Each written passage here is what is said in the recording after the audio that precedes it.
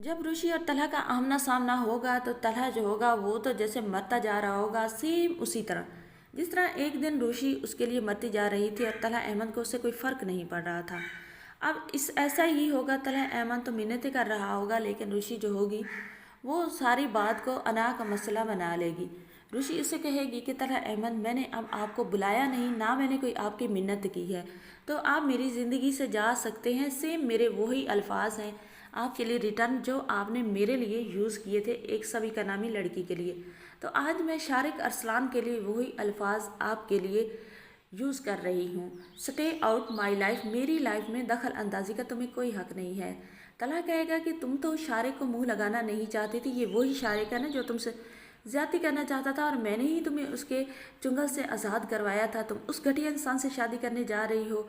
तो ऋषि कहती है कोई घटिया है जो जैसा भी है, मैं उसे रिश्ता बांध चुकी हूँ और अब आप उसे गलत अल्फाजों में उसका नाम भी नहीं लेंगे।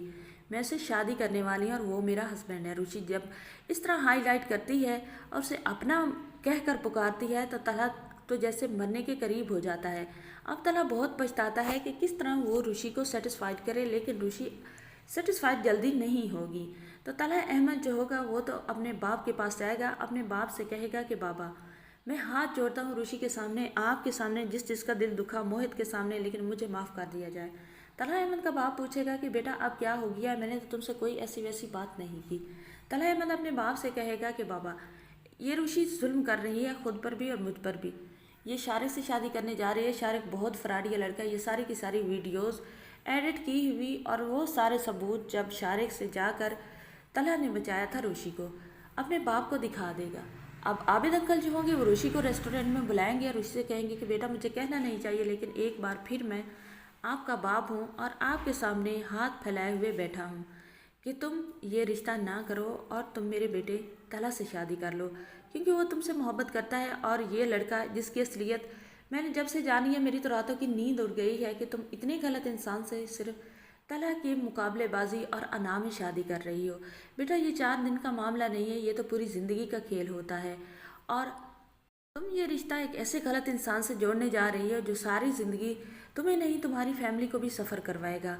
तो ऋषि जो होती है वो कहती है कि आबिद अंकल आपकी बात ठीक है, लेकिन मैं क्या करूँ, मुझे बताएं, मेरे सामने कोई और रास्ता नहीं है। पहले मैंने खुद ही अपनी फैमिली से कहा था कि आप जहाँ पे रिश्ता कर दें कोई बात नहीं। अब अगर उनने मुझे तब कहा था कि लड़का देखने, मेरी गलती है, मैंने नहीं देखा, तब मैं बहुत ज़्यादा स्ट्रेस में थी। अब अगर मैं इनकार करूँ तो सबके सामने एंगेजमेंट हो चुकी है, मेरी फैमिली पर कितना बुरा असर पड़ेगा, वो कितना परेशान होगी। तो सारे की सारा जो होगा जिम्मा यहाँ पर आबिद अंकल ले लेगा। आबिद अंकल कहेगा कि मैं इस सब को समझा लूँगा और मैं आपका रिश्ता आपकी फैमिली से मांग लूँगा, सिर्फ आपकी रज़ा चाहिए।